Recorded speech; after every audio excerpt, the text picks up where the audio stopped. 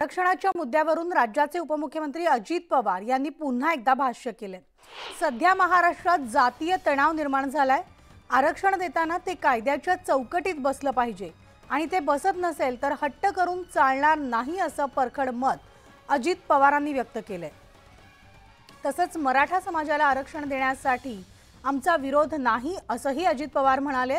मराठा समाजाला टिकणारं आरक्षण देण्याचा अभ्यास सुरू आहे, त्यामुळे हे समजून घेण्याचं आवाहन सुद्धा अजित पवारांनी केले। पिंपरी चिंचवडमध्ये आयोजित कार्यकर्त्या मेळाव्या दरम्यान ते बोलत होते।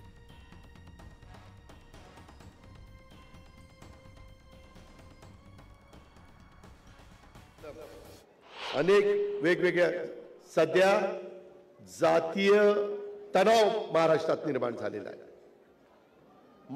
छत्रपती शिवाजी महाराजांनी 18 पगड जाती आणि 12 बलुतेदारांना बरोबर घेऊन हिंदवी स्वराज्याची स्थापना केली। सगळे होते त्याच्यामध्ये।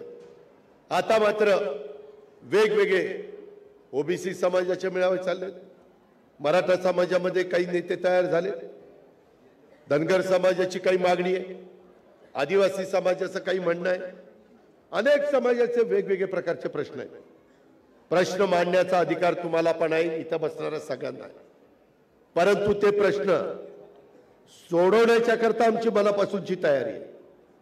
पृथ्वीराज बाबांच्या मंत्रिमंडळात मी असताना आम्ही सगळ्यांनी मराठा समाजाला आरक्षण दिलं 16% आणि 5% मुस्लिम समाजाला। दुर्दैवाने ते टिकलं नाही, हायकोर्टातच ते रद्द झालं। देवेंद्र फडणवीसने आरक्षण दिलं, ते दुर्दैवाने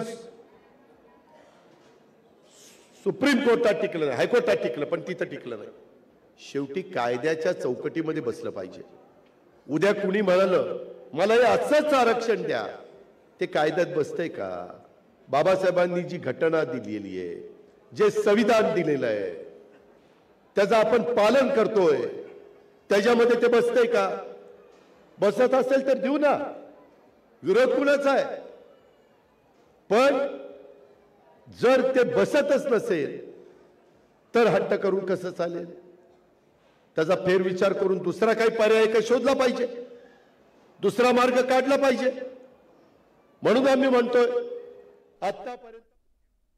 तर पिंपरीमधल्या या कार्यकर्त्या मेळाव्यात अजितदादांनी एक किस्सा सुद्धा सांगितलाय आणि उपस्थितांमध्ये एकच हशा पिकला।